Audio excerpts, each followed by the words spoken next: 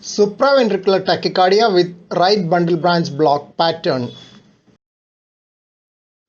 ECG shows SVT with RBBB pattern as evidenced by slurred S wave in lead 1 and AVL and RSR pattern in V1. The right bundle conduction is slower during tachycardia and hence right bundle aberrancy is more likely to occur than left bundle aberrancy. The pattern in this ECG could also be a pre-existing right bundle branch block. In this case, the person had Epstein's anomaly of the tricuspid valve. Epstein's anomaly can be associated with RBBB pattern or polyphasic QRS complexes. They can also have right-sided accessory pathways which can predispose to atrioventricular reentrant tachycardia. Please subscribe to this channel for future updates.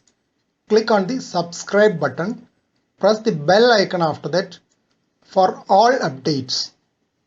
Supraventricular tachycardia with aberrant conduction can be mistaken for ventricular tachycardia due to the wide QRS complex, but a typical right bundle branch block pattern in multiple leads as seen in this case of SVT with RBBB is unlikely in ventricular tachycardia.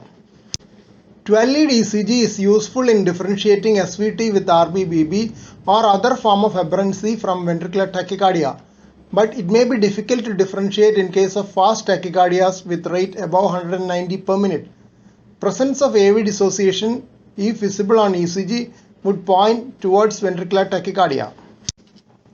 It is always better to consider a wide QRS tachycardia as ventricular tachycardia until proved otherwise, as 80% of wide QRS tachycardias are likely to be of ventricular origin.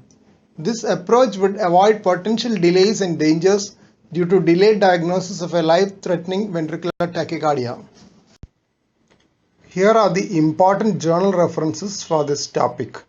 Please don't forget to subscribe to this channel for future updates and click on the bell icon for all updates. Thank you.